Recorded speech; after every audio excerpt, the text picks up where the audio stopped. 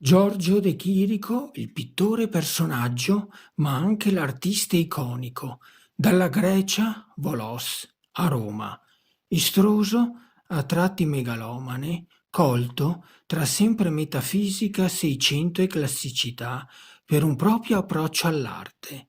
Nel 1958 alcuni punti di vista tra modi di intendere e spiegazioni da ascoltare e rispettare lungo 90 anni di vita.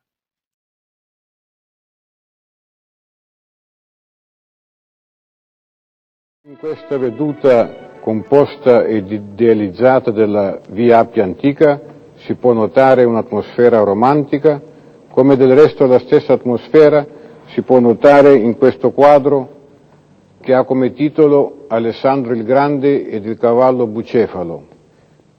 Qui però sono rimarchevoli quelle distanze che esistono tra cavalli, uomini e terreno retrostante, come tra i monti ed il cielo.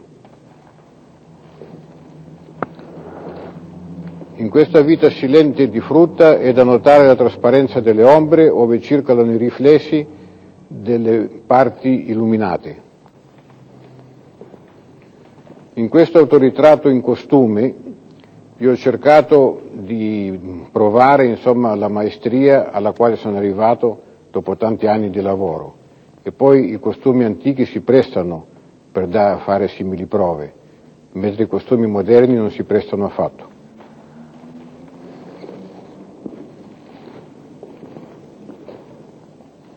Questo quadro porta il titolo Il ritorno del cavaliere. Qui si può notare, come in Alessandro il Grande, la trasparenza delle ombre e pure l'aria che circola tra le fronde degli alberi.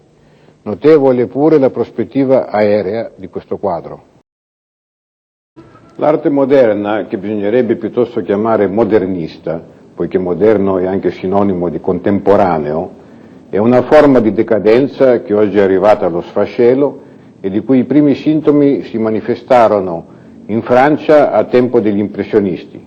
Da allora in poi questa decadenza è andata sempre aumentando, arrivando a quelle aberrazioni, a quelle scemenze che constatiamo da alcuni anni a questa parte. La decadenza è cominciata per via dell'industrializzazione del materiale per pittori, che ha fatto dimenticare tutti quei segreti e tutta quella grammatica che permise prima agli artisti di creare capolavori. Quelli che hanno voluto difendere questa decadenza e giustificarla hanno parlato spesso di rivoluzione e di evoluzione. Rivoluzioni in arte non ci possono essere né ci sono mai state. Io ho capito questo, ho capito cioè lo sfascello dell'arte da 40 anni, sono 40 anni a questa parte che l'ho capito e per questo ho sempre cercato di studiare gli antichi e di scoprire tutti quei segreti, tutta quella grammatica, studiando le emulsioni, le imprimiture, le mestiche che hanno permesso ai veri pittori di prima di creare i capolavori. È stato nel 1918, facendo una copia da Tiziano al Museo di Villa Borghese a Roma, che mi resi perfettamente conto dell'abisso che divide la pittura di oggi con la vera e grande pittura. E quello purtroppo che non hanno capito i pittori modernisti, i quali insistono a fare questa pittura decadente e senza forma, così che la vera pittura è diventata per loro un paradiso perduto.